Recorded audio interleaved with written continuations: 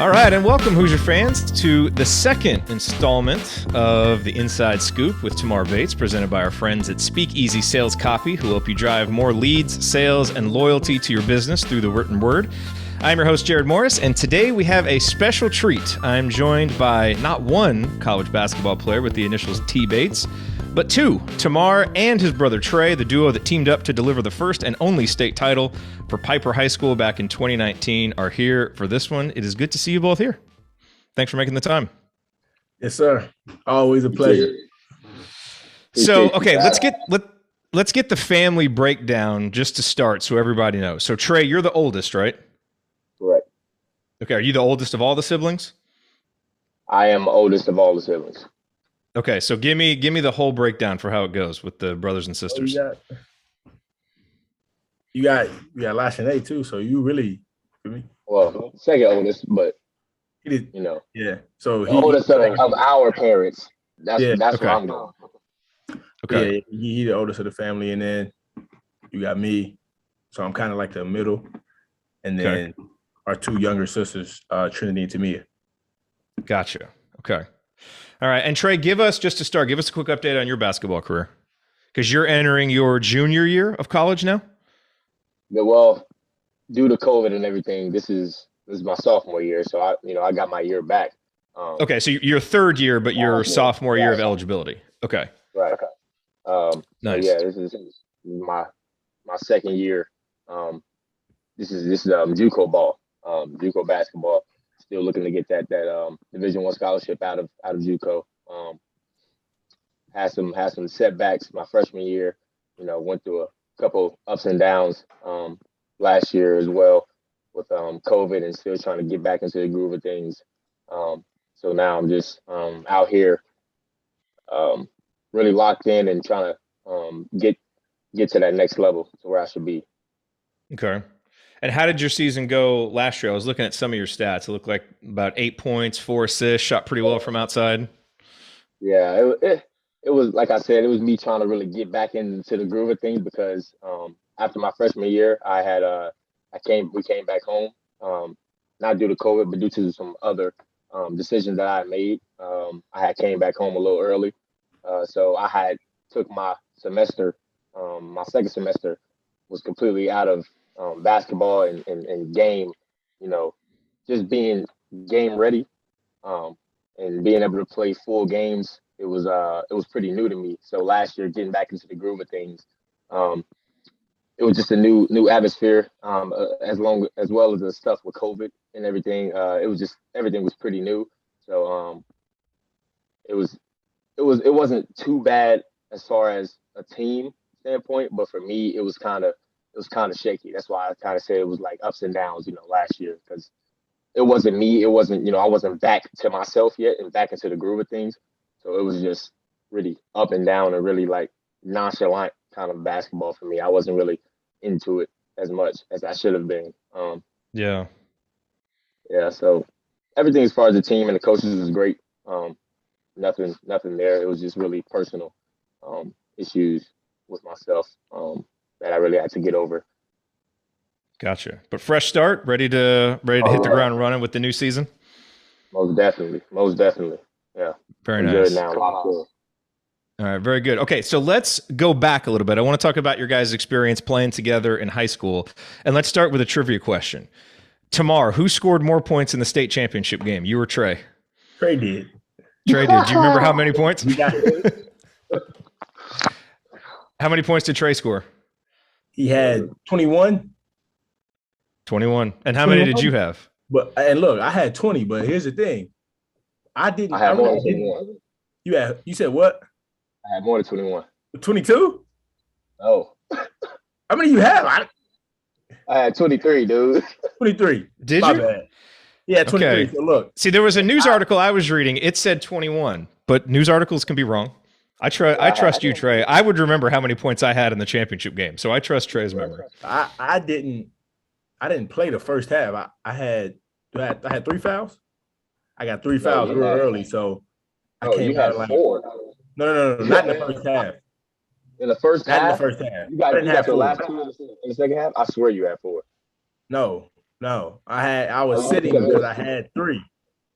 I had three. So okay. I sat like the second half of the first quarter and then like the whole second quarter. So I'm just sitting there, still talking, trying to give them some energy. They were playing well, but I ended the game with 20. So I mean, I was able to catch up a little bit, but we beat the snot out of them. So that was. And were the foul calls, were they legit calls, or were you just amped up and playing too physical? From me trying to remember it, I would say one of them was an actual foul call. Like it was like I actually fouled the guy, but two of them was like somebody either got like backdoored or something, and I had to like try and get over to try and prevent the bucket. Mm-hmm.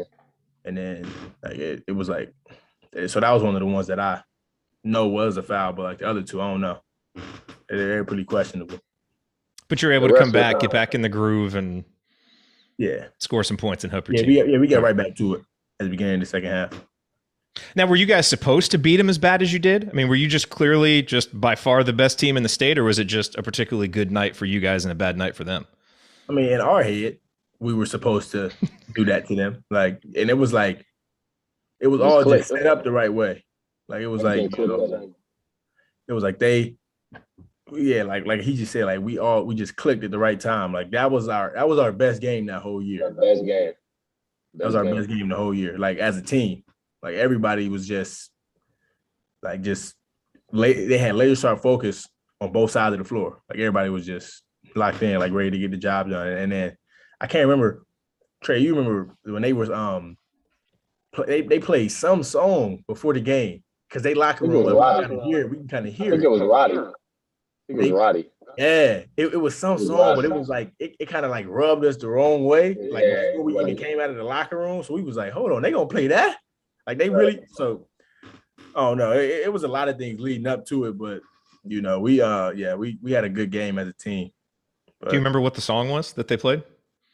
I know it was a Roddy Ricch song. Yeah, it was a Roddy Ricch song, but it was a song that we played that we liked, so it was like y'all really. We had already played it, I'm pretty sure, and then like because we could hear each other's music, so then they had played it, but I don't know. But no, that was a good game. So it was disrespectful in our eyes, yeah.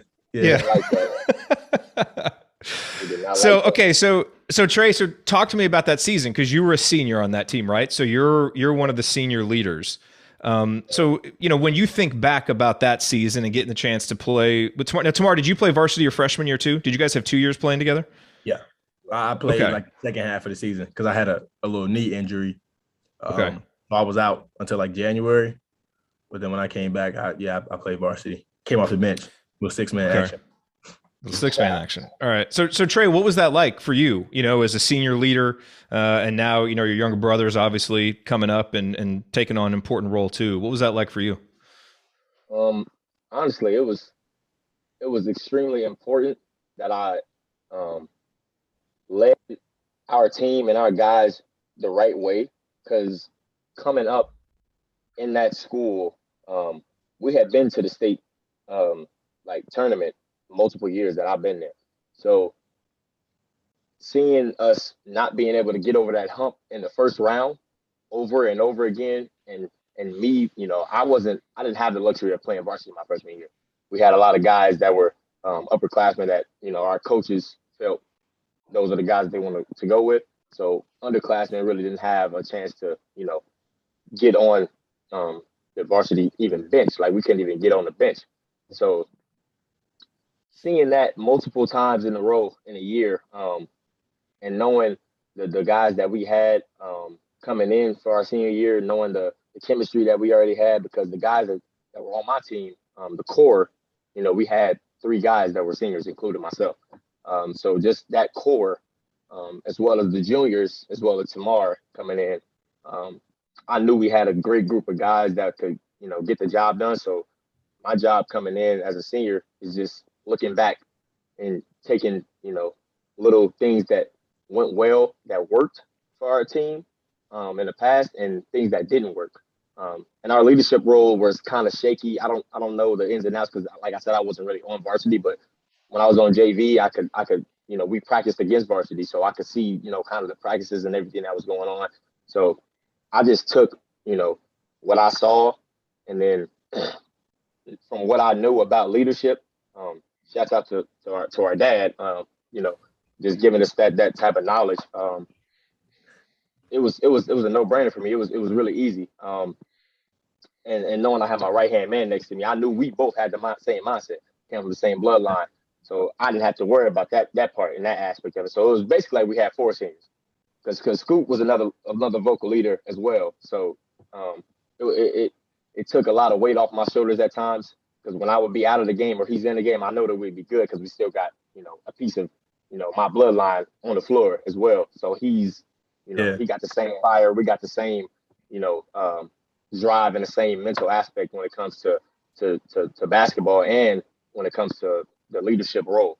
So, that whole season was just like, it was pretty much a breeze. Like every game was just like, it was easy. Even the games that we lost were games that, we all were just like, and you could tell like we all are around each other, because the games that we won, we all played like, I won't say the same, but we played like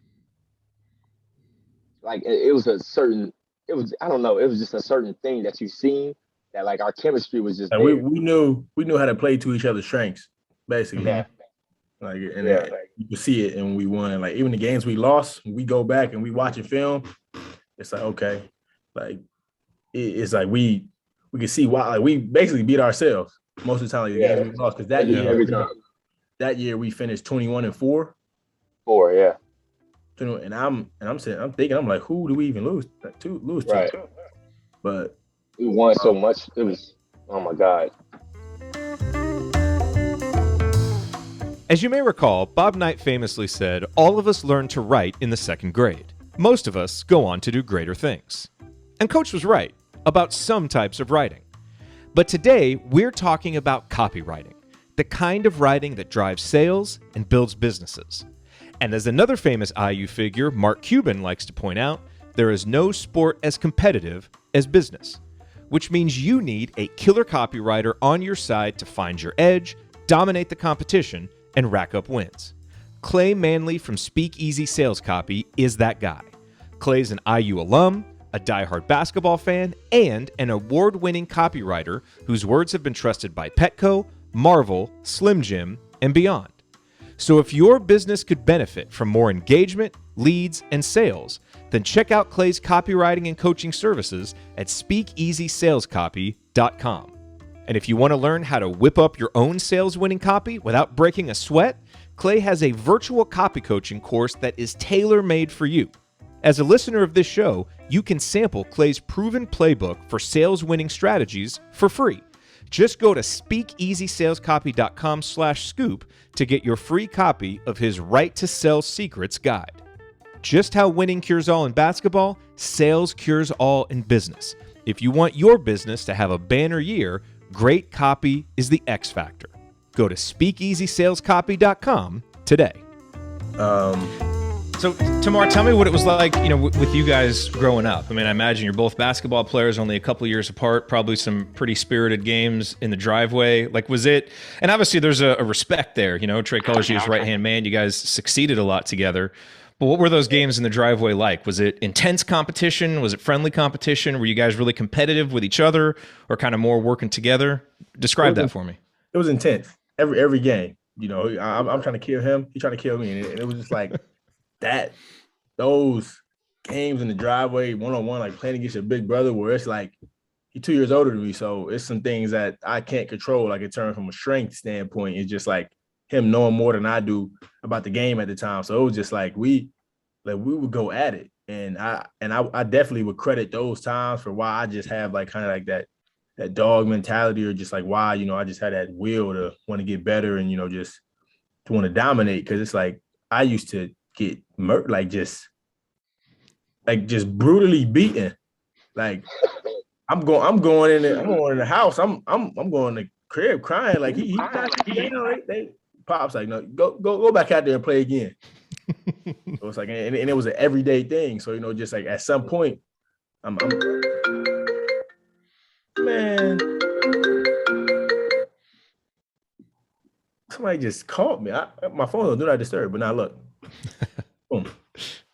I don't know. It was just like at some point, you know, I was just learning a lot of things about myself, and you know, it was dogfights every time. You know, as time went on, obviously I would, you know, win some more games, but you know.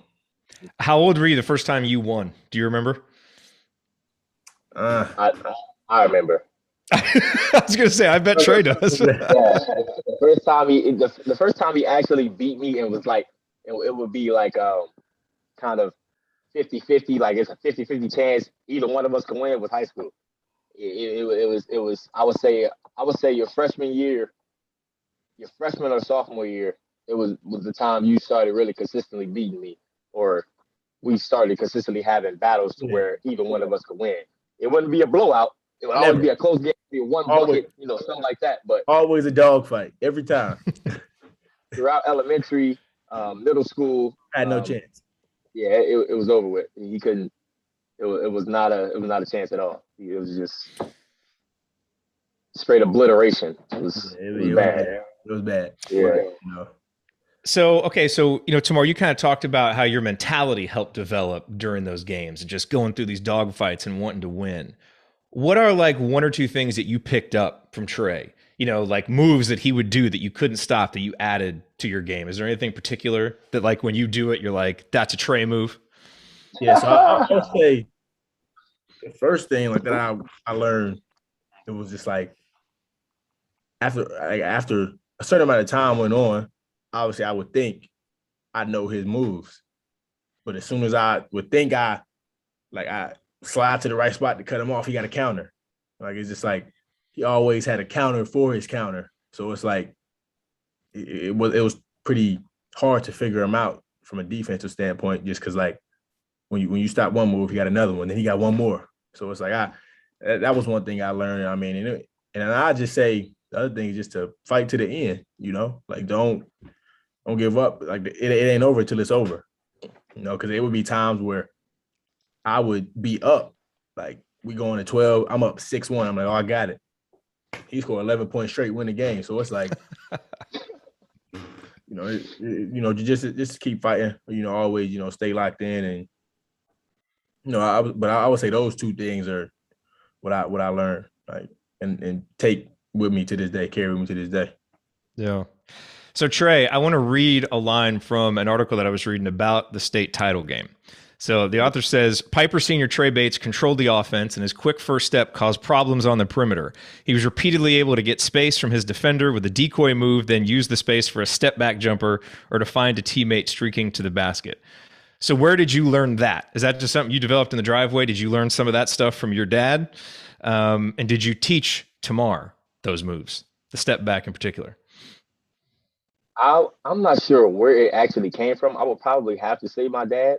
I honestly don't understand how I can see that, you know, see those type of things, or have like counters for counters, like how Tamar said. Like it will all have to be from my dad, because once you learn the fundamentals, once you master that, you can literally do anything else like after that. Like the fundamentals is a extremely important piece to the game of basketball. Like, and you hear the greatest athletes say it, from Mike to Kobe. Like the fundamentals is something that you have to literally master in order for you to branch off and be able to do other things. So I would have to give that credit to my father. Like as far as anything else though, I don't know. It's probably from just watching basketball. I can easily pick up on things if I watch any move, anybody. If I watch YouTube videos, if I watch a highlight reel, you know, and I see a move, you know, I can look at it a couple times, mimic it, go out and just do it, and it just come up like while I'm playing. And I don't know how. I don't know if I have, you know, photographic memory, or I don't know. I'm not sure what it is, but like I was just always able to pick stuff up like quickly when I see it. I really didn't have to work on it. Like I don't have to work on ball handling skills, like ball handling drills, like because I've done it so many times just fundamentally, you know, from my past. Like tomorrow, tell you, like our dad literally had a basketball clinic. We had we literally did straight fundamental work. Like that's all a practice. Like the beginning of practice will literally just be fundamental work. I mean, passing basketballs off the wall, cone drills. We had goggles to where we could not see. So you can't look down. You can't look at the ball. Like, you can't see anything. Like he really put us through everything, as well as our peers and and people around us that was on our team. We all went through that fundamental cycle to where after this, I mean, you could do whatever. Like, so I really have to give the credit to my dad. Like, the fundamental piece, he was spot on with that. Like, he could literally teach you everything that you would need to know about the fundamental side of basketball. And I mean, now what levels did he coach you guys at? When was he actually your coach? We were younger. Like, ball, yeah. I started playing at 3, and he wasn't my first coach. It was another guy that we know. That was my very first coach. But after that, he was my coach for about, I want to say 4 or 5 more years after that, because I think we were still in elementary. So I would say the majority of it was elementary. And then once I got to what was that, sixth grade, 5th grade? What was that? What was Premier? Was that 5th grade? That was 5th, because I was in 3rd grade. Yeah, 5th grade and on. I mean, that's when he kind of, let us be coached by other people. But that whole upbringing part was all him. That fundamental side and all that was all our pops. I feel like all dads, who coach their sons or have sons who are athletes, have a few things that they kind of like harp on and probably, remind their sons and daughters of. Tamar, like, what are the things when your dad's voice is in your head about basketball? What are the things that he's saying to you, from those times when you were growing up learning the fundamentals? Well, after the fundamentals, like after the offensive side of the game, what we hear the most is something about defense. Like you have to be able to guard. Like, and obviously, like at the college level, I'm learning things every day, like about guarding. But with just from when I first started playing with him, like all defense, like that's what wins championship. Like he played in the men's league. The team was called DWC, Defense Wins Championships. Like he was big on that. And then now, as we get older, what he preaches the most about is just taking care of our body. Like he sent me and Trey a massage gun, and like, but aside from that, like every time he called, was you in there with TG? Trey, whatever, whoever his trainer is, just making sure that we recover in the right way, because he know how hard we work. So we gotta, give something back to our body. But defense and now taking care of our body, those are 2 things that I can hear him saying all the time. I'm guessing he and Coach Woodson get along pretty well then with that defensive focus. Yeah. What about for you, Trey? Do you remember the first time you beat your dad? Because that's always a big kind of rite of passage for a son to finally beat their dad out on the driveway. Those are some funny battles. I think, I don't know if it was when we were all outside Scoop, like playing 21 or something. Yeah, we play 21 all the time, and he'd come out there and cook. What? He'd come out there and cook. He would kill us. Like, he would do some Michael Jordan stuff, like, I'm a score right there. No, like he would. No. I'm like, what? How am I not stopping this dude? Like, he thought he was Michael Jordan. When we was little, he thought he was Michael Jordan. He would literally, he'd be at the top of the key. I'm going to that elbow. He'd take 2 dribbles left, swing, 1 more pull up at the elbow, knockdown. Wow. So he could shoot it. Yeah, mid-range assassin. Mid-range assassin. Mid-range assassin. Jordan stuff. MJ didn't shoot a lot of threes. He didn't have to. He shot mid-range and got to the rim. That's exactly what my dad did. The same exact stuff. But the first time I would think would be probably playing a game of 21, just all 3 of us, and me just winning that, those games of 21. And he would be the one trying to guard both of us. So I would kind of say that would be the game that I won, one-on-one. But, Scoop was there, and he witnessed, a lot of it. I do remember the first time I made him fall. Hilarious. That was funny. That was hilarious. Oh, my goodness. When you made him fall? Like, made him fall. touch earth, touch the ground. I crossed him. I ain't even gonna out him like I ain't even gonna do him like that. We'll just leave it at that. I ain't even gonna. I just had to put that little footnote in there though, because that was funny. That was real. We'll have to get your dad on here to defend himself here on one of these episodes. There's nothing he can say. He will defend himself. There's nothing you can say about that. There's nothing you can say about that though. Like it's like you got dropped. That's it. Who dropped him too? I'll just put that in there too. We both got our revenge. That's all I can say. That's why I'm putting that in there. For all them times that he was just killing us, we got our revenge. Yeah, I know the dads have such an advantage for a long time because they've got that old man strength, and it just takes a while to catch up. But then eventually you catch up and you get your revenge, as you said. So Trey, let me ask you this, because I imagine no one knows Tamar's game inside and out like you do from just all the time that you guys have spent playing together. So let me ask you 2 questions about his game. First one, let's say that you were a coach and Tamar was on your team. What are some of the things that you would set up offensively to take advantage of Tamar's strengths? One first thing, and I would assume anybody would do this, is getting him off of a lot of pin down screens, a lot of back screens, any type of screens to get him open for a shot. Hands down, no brainer. I'm giving him the ball for that. Any particular places on the floor? Oh, the 3-point. Oh my goodness. 3-point shot for sure. Like the mid range and everything, he could do that off the dribble. So I guess you could say the second thing would just be a lot of ball screen action. He's a great decision maker, and he could kill you from the 3. If you go under, you're dumb. I mean, that's dumb. Don't do that.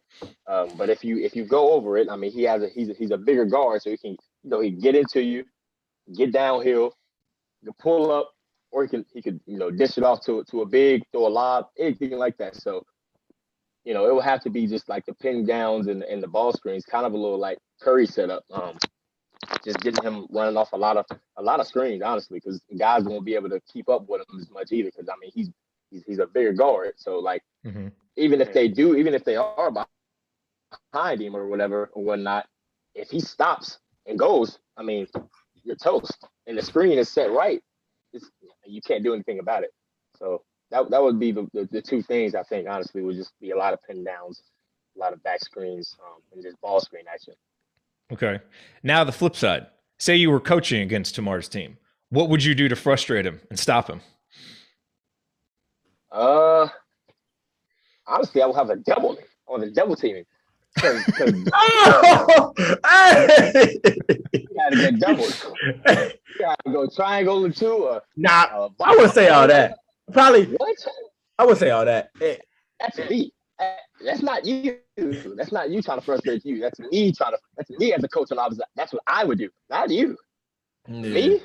I would have to. Yeah. Once he gets going, it's over with. And tomorrow, everybody knows now about how Scoop's energy is. Once he gets going, once he's locked into the game, like one defender, if he's already known that he's killing you, you're non-existent on the floor. He's just playing 4 other guys now. So I would have to put 2 to frustrate him. It would have to be 2 people.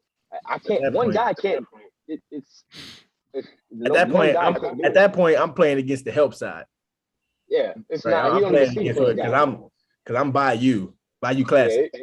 Yeah, he don't see you anymore. Like there's no reason for me to just let that one guy continue to get killed. That's going to frustrate me as a coach. I'm not trying to get frustrated. I got to coach the rest of the team. I got to put 2 people on him. If he's going crazy, we're not going to start the game off 2 people, though. We're not going to start the game off with 2 people. Now, we're going to start off with 1. In high school, that's how like it would be like with me and Trey. Like we would literally like just switch possessions. Like if he gets a cooker, go ahead. No, kill him. Go get you one. And he swing it to me. And now, like, let's say he just hit a little got downhill, stop on a dime, knockdown. Then hit a spot up 3. Some coach drew up. Now he giving it to me. I'm coming off a ball screen. You come off of him. That's another one. So like we basically playing cat and mouse with everybody. But it's a different type of feeling when you get to play with your brother. Like it's like, and it's like you guys can we could talk to each other a different way just because like we live with each other, we're with each other every day, and we've known each other our whole lives. So it's like we know what buttons to push. We don't really need to find out anything else about each other because we know everything about each other. So it was unbelievable experience. Like and winning, sending him out like that, sending him out on top the right way, that was most important to me. Like I if we would have went back to back and would have been able to play and finish out that next year, that would have been fine. But I was all good with the championship with him. Like that I was straight. The Inside Scoop is also supported by Future Freedom, an online education library that will give you the latest thinking on how to build an exceptional business and lifestyle by embracing change instead of dreading it. As you may have noticed, the future is coming at us faster than ever. That means accelerated change and disruption. It's easy to understand why that makes many people fearful. But as a source of opportunity, nothing beats change. With artificial intelligence and other emerging technologies threatening both the quality and quantity of traditional jobs, you need to think about how to make technology work for you instead of you working for it. At Future Freedom, my business partner, serial digital entrepreneur Brian Clark, the founder of Copyblogger, Unemployable, and Further, introduces you to our personal enterprise approach to succeeding in the emerging creator economy with his brand new free course. These 5 free lessons will empower you to create your ideal future on your terms. Why it's time to think differently about your career. How a personal enterprise builds progressive wealth. The art of anticipatory thinking. How to build the base of your personal enterprise. And finally, how to unretire and travel the world. To get started with this free course today, go to assemblycall.com/FF. That's assemblycall.com/FF. That link will redirect you to Future Freedom, where you can sign up in one step. Full disclosure, I am part owner of Future Freedom, so if you want to see what I'm up to when I'm not obsessing over IU basketball, here's your chance. Once again, it's assemblycall.com/FF. What's the best game that you guys ever played together? I mean, the championship was the most important. But just the game when you were the most in sync, the most kind of on fire together, or the most dominant. Is there anyone that sticks out? I think it would have to be the what was it? Honestly, I feel like it's the whole DeSoto tournament. Oh my! But we ended up losing that we lost in the championship. But that was one of our losses that year. Yeah, we lost in the championship. No, we shouldn't have lost it. It was both credited to me and Scoop because we both missed free throws. Yeah, and that same day, that same night, we got off the bus, stayed in the gym because we live right around the corner from the school. So staying in the gym and getting 2 more hours home was not a problem. Yeah, we stayed in there. It was tough. It was like we were down. What was we down when you went to the line? 2? Yeah. I think we was down 2 or 3. He went to the line. He missed both. So I'm like, but then we got to stop. We scored. Now we down 1. Yeah. So now they coming back. We get another stop. They fouled me. So I'm like, oh, that's game. Like, it's over with. And it was like, how many seconds left on the clock? Like 2 seconds left on the clock. I'm like, oh, yeah, that's game. Like, it's over with. We won. I go to the line. Who's the first one? Hit the backboard, pop out. I'm like, okay. No. So I'm like, okay. Overtime, that's fine. We go to OT. Yeah. Shoot the second one, same thing. That was tough. And that's something that I will never forget. Yeah. But as soon as we got off the bus, we was in the gym. We was there like still in our jumpsuits. But we ended up changing because we was sweating so much, but we in there for 2 more hours. We both made probably 200 free throws, and then we just worked out after. But that was definitely something that tournament was pretty good for both of us, offensively and defensively. Oh God. That was one of the first tournaments that we had that season, was it? That was the first. That was the first tournament. Because we always play in DeSoto after the first game of the year. Right. Yeah. Yeah. So it would have to have been there. That was really when we was playing cat and mouse with people, and that was just, oh my God. the first two teams we played, we obliterated. It was they couldn't do anything. So Yeah. I think it probably says something about you guys and why you've been so successful in your basketball career that I asked you for the best moment and you immediately went to this kind of gnawing moment of failure that that clearly is still very raw that you haven't gotten past. Yeah. So and how you handle it, going in and shooting the free throws and trying to do whatever you could to not let that happen again. So let me ask you this. We just got done with Hoosier Hysteria. Trey, were you able to come in to Bloomington for Hoosier Hysteria? Because I saw your dad post. It looked like a lot of the family was there. Yeah, I was probably the only one that was not there. And it's going to be kind of tough for me to be able to make games and stuff because Tamar and I play games and stuff pretty much like the same days. So it's going to be hard for me to kind of make games. As far as, if they end up making it to the tournament, which I presume that they will, and my team doesn't, which I presume that we will as well, because we're pretty good.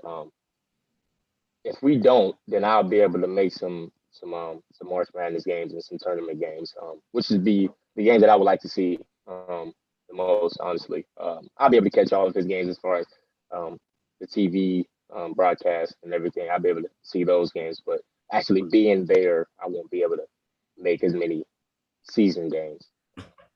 Yeah. And what are your future goals with your basketball career, Trey? I mean, I assume you're, as you said earlier, working to get up to the D1 level. What goals do you have moving forward for the rest of your career? Honestly, I need to take this year and this time to, blow the academic side of being a student athlete. I need to get that part under control and make sure I'm, continue to lock in on that side. So, receive my associate's degree first and foremost, and then honestly just taking steps.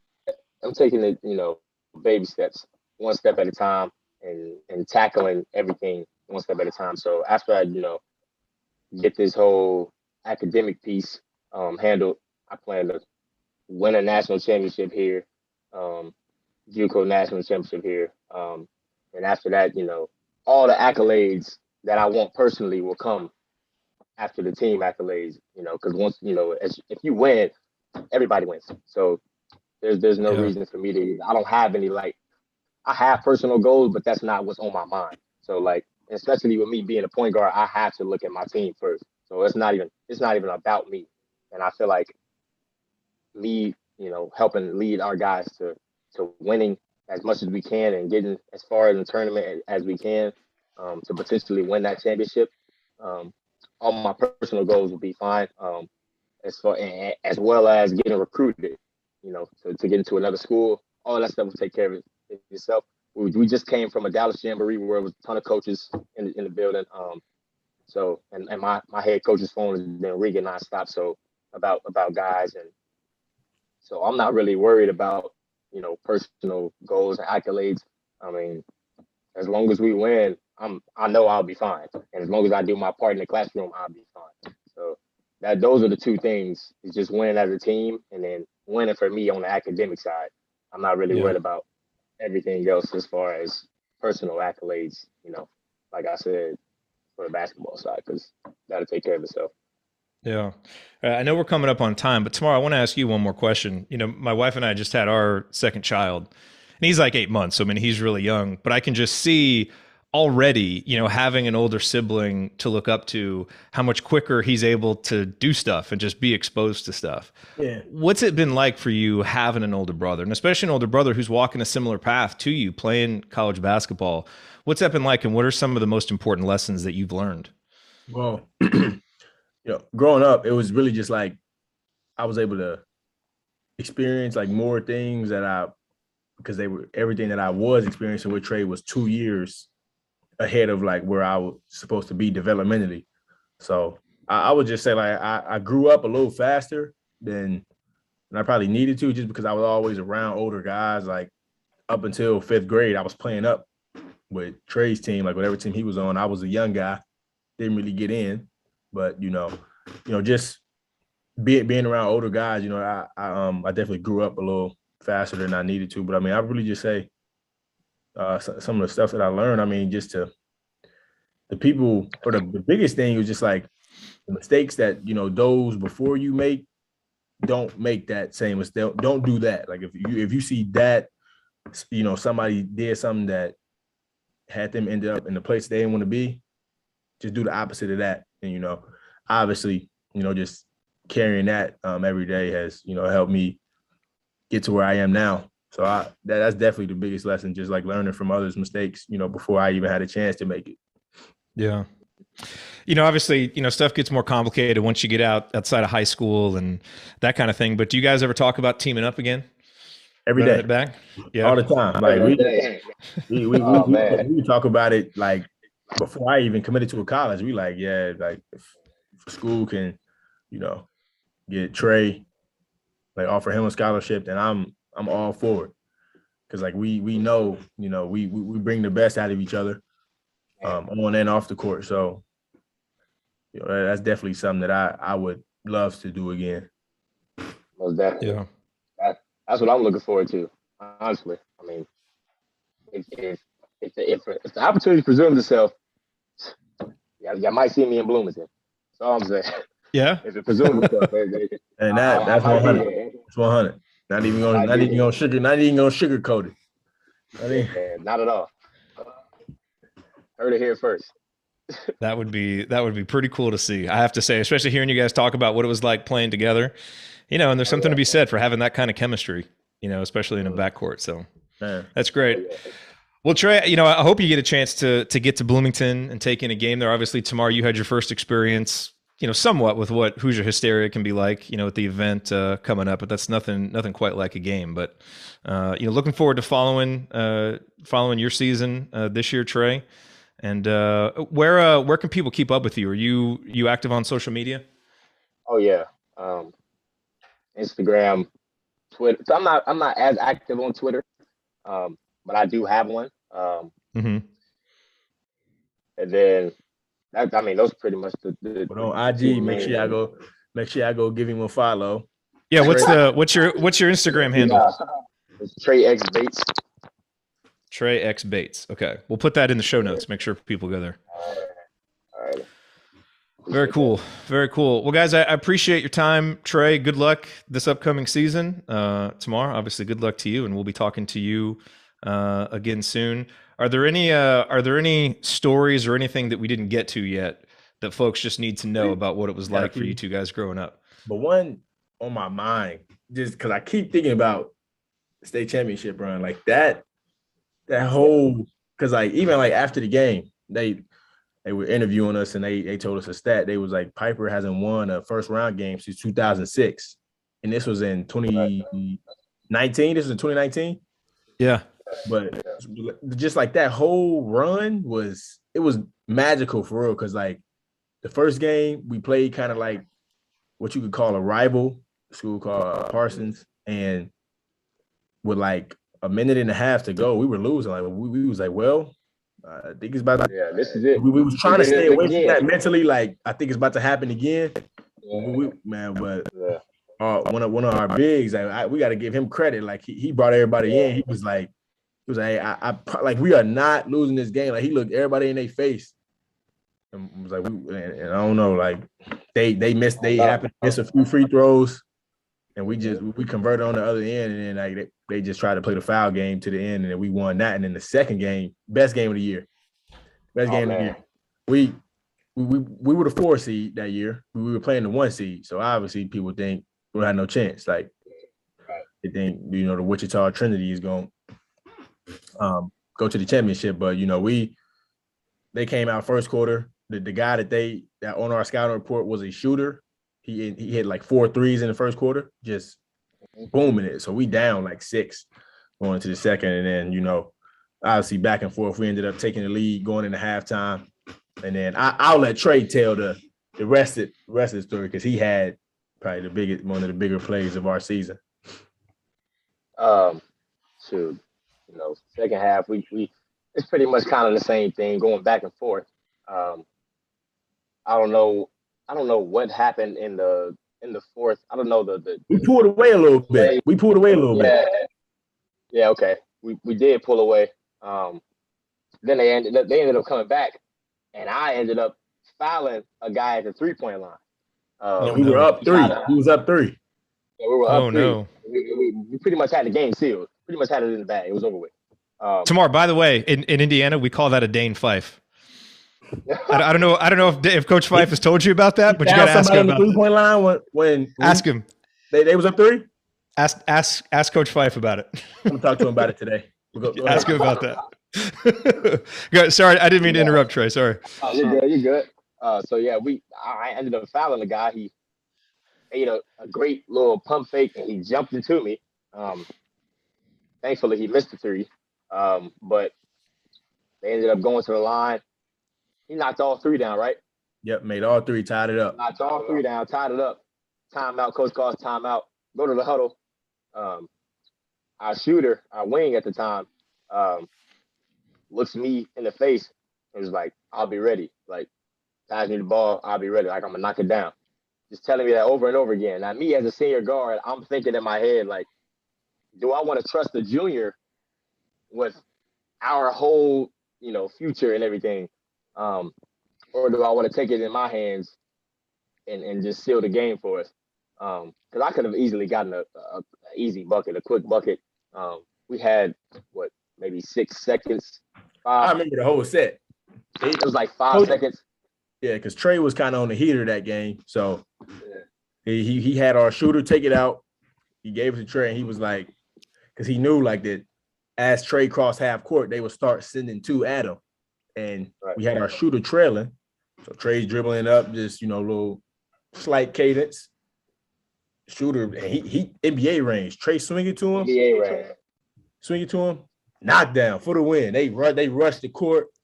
Oh my God, it's crazy. Shit. Like that was a great moment. So then with that momentum leading into the championship game, Augusta had no chance. They had no chance. It was over with. So that moment you just talked about, you realized you basically just described the end of the movie Hoosiers, right? Have you seen Hoosiers, Tamar? I don't remember that was Hoosiers. So I was Hoosiers in the huddle. I was meant to be a Hoosier. Exactly. In the huddle, Jimmy Chitwood, who's the shooter, he looks at the coach and says, "I'll make it," just like your guy said. So they ran the play. He shoots it, makes it. The crowd goes crazy. Now that's the end. That's the state title game. It's not it's not in the middle of the tournament. The semifinal. But watch that movie again. Look at it in the context of that moment. It may remind you of that moment, because that's what I was thinking about as you're telling that story. Yeah. Oh yeah. Yeah. Of course it was destined. Yeah. Of course it was. Well, guys. Yeah. Oh, go ahead, Tamar. I'm just saying, like coach planted me in the corner. He told his name Ty Shelley. He said he was serious. So he said, "I'm gonna knock it down." Like, I'm like, "You got it. Knock it down there." Like, I had to trust him with everything in me too. It was so tough, but I was like, I trusted him so much because he's our shooter, and he said that. So I'm like, okay, let me try it. Let me go ahead. I'll put the ball in his hands. If he missed, we go to overtime. We win it in OT. But I wasn't even tripping about it. So I'm like, you know what? Let me give it to him. Let me be a real point guard. I'm not gonna be selfish. The moment's not about me. Let me go ahead and give it to my shooter. Knocked it down. Everything. And his dad even came over and congratulated and thanked me for giving him the ball. I'm like, hey. I said, probably almost. They probably was going to call it back, because as soon as he made it, our dad ran on the court. Man, ran right on the court. If you watch the video, I'll send you the video after this. You watch the video. As soon as he made it, you see our dad running on the court like this with his hand up, with the phone and everything. Hilarious. Me up. Oh my God, great moment. That's great. I'm going to play Ty on Saturday, or I'll see him playing. We got our jamboree at Pratt. His team gonna be there, so you get to see him again. Well, good for him, man. If you're gonna go out on a limb and say you're gonna make it, you better step up and make it, and he did. That's awesome. Right, big time. That is awesome. Well, guys, thanks for your time. I know we went a little bit long, but I really appreciate it. This is a great conversation. It's great to hear, learn more about your background tomorrow. Great to hear about your story as well, Trey. So looking forward to following your season. And you guys have a great weekend. Awesome talking to you. Yes, sir. You too. Appreciate it. Appreciate it. Cool. Take care, guys. Yep.